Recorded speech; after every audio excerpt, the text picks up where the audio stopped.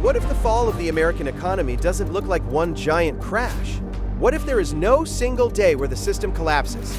No dramatic announcement, no moment where everyone agrees, this is it. What if it happens quietly? A missed rent payment, a credit card balance that never goes down, a second job that still isn't enough, a family skipping medicine to afford groceries, a town where the jobs leave and never come back. Because economic collapse doesn't always begin in Wall Street boardrooms. Sometimes it begins at the kitchen table. And across America, millions of kitchen tables are starting to look the same. The question is not just, is the economy growing? The real question is, who is it growing for? From the outside, the American economy still looks powerful. The United States has some of the biggest companies in the world.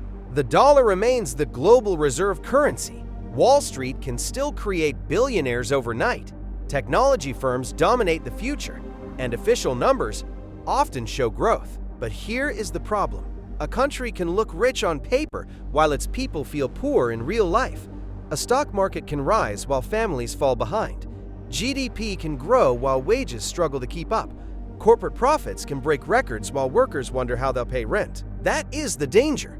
Not always a sudden collapse, but a widening gap between the economy people hear about on the news and the economy they actually live in. And when that gap becomes too wide, people stop trusting the system. That is when economic pressure becomes social anger, and social anger becomes political instability. But to understand how America got here, we have to start with one word. Debt is everywhere. The government borrows, corporations borrow, students borrow, families borrow, cities borrow, hospitals, car buyers, homeowners, everyone is connected to debt. In a healthy economy, debt can be useful. It helps people buy homes, start businesses, build roads, and survive emergencies. But debt becomes dangerous when it stops building the future and starts paying for survival. That is where many Americans are now. Credit cards are not just for vacations anymore.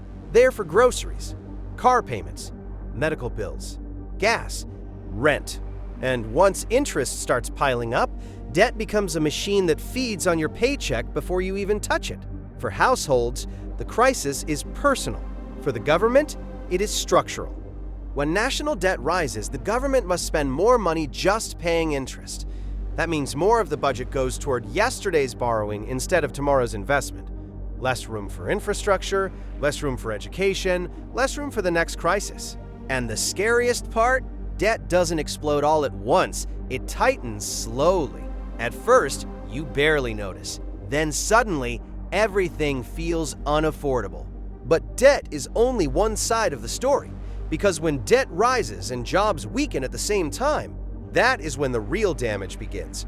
For generations, America made a promise. If you work hard, you can build a stable life, a home, a family, a little savings, a retirement, maybe something better for your children. But millions of people now feel that promise breaking because having a job no longer guarantees security. Many workers are employed, but still struggling. They work full-time and still can't afford rent. They drive for apps after their main job. They delay dental care. They live with parents longer. They skip vacations entirely. They pray the car doesn't break down. That is not prosperity. That is survival with a paycheck. And then there is unemployment. When layoffs begin, the damage spreads fast. One company cuts jobs. Those workers spend less. Local businesses lose customers. Small shops reduce hours. Restaurants close earlier. More people lose work. The pain multiplies. But today's labor crisis is not only about people losing jobs, it is also about the kind of jobs being created. Low benefits, unstable hours, temporary contracts, gig work with no safety net. Jobs that pay enough to keep someone working, but not enough to let them breathe. An economy can claim low unemployment and still have deep worker insecurity. Because the question is not only do people have jobs, the question is, do those jobs allow people to live? And when the answer becomes no for too many people, poverty stops being hidden. It moves into the open. Poverty in America is not always what people imagine. It is not always someone who does not work. Sometimes poverty wears a uniform. Sometimes it has two jobs. Sometimes it drives a delivery truck. Sometimes it works at the hospital. Sometimes it teaches children during the day and delivers food at night. This is the new face of economic pressure. People doing everything they were told to do and still falling behind. Housing costs rise, healthcare costs rise, childcare costs rise, insurance rises, food rises. But wages often do not rise fast enough to match the reality of living. So families make impossible choices: pay rent or fix the car, buy medicine or buy groceries, pay the electric bill or pay the credit card, move to a cheaper area or stay near work. And once a family falls behind, climbing back becomes brutally difficult. A late fee becomes a penalty. A penalty becomes damaged credit. Damaged credit means higher interest. Higher interest means less money. Less money means more debt. It is a trap with a polite name: financial instability. And the deeper poverty gets, the more expensive it becomes to be poor. No savings means payday loans. Bad credit means higher deposits. No reliable car means missed work. Missed work means fewer hours. Fewer hours means more instability. This is not just personal failure. This is a system where one emergency can destroy an entire household. And when millions of households feel trapped, something changes. People stop blaming themselves. They start blaming the system. Economic pain does not stay economic. It becomes emotional, then social, then political. When people cannot afford life, anger grows. Anger at politicians, anger at corporations, anger at landlords, anger at immigrants, anger at elites, anger at neighbors, anger at anyone who seems to be winning while everyone else is losing. This is what happens when trust breaks. People begin to believe the system is rigged. They see executives receive bonuses after layoffs. They see banks rescued while families are evicted. They see politicians promise relief and deliver speeches. They see prices rise faster than their hope. And when hope disappears, anger becomes identity. This is dangerous because a society under economic stress becomes easier to divide. People look for villains. Leaders look for scapegoats. Media turns pain into entertainment. Algorithms reward outrage. And the real problems, debt, wages, housing, healthcare, job quality, remain unsolved. The economy becomes more than numbers. It becomes a battlefield over dignity. Because people are not only asking for money, they are asking, do I matter? Does my work matter? Does my future matter? But anger is not the collapse.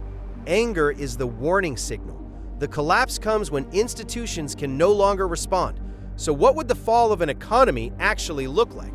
Not like one explosion, more like a chain reaction. First, families run out of savings. Then credit cards fill up. Then small businesses lose customers. Then layoffs rise. Then tax revenue falls. Then cities cut services. Then schools struggle. Then crime and homelessness rise. Then public anger explodes. Then politicians panic. Then borrowing becomes more expensive. Then every solution becomes harder. The most dangerous part is that each stage makes the next stage more likely. Debt weakens households. Weak households spend less. Less spending hurts businesses. Weak businesses cut jobs. Job losses increase poverty. Poverty increases public anger. Public anger destabilizes politics. Political instability scares investment.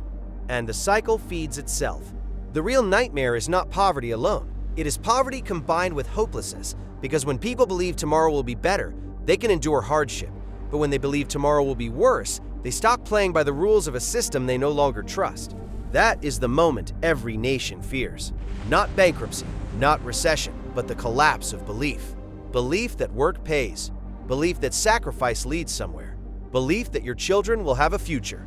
When that belief dies, the economy may still function, but the society underneath it begins to crack. But the story does not have to end in collapse.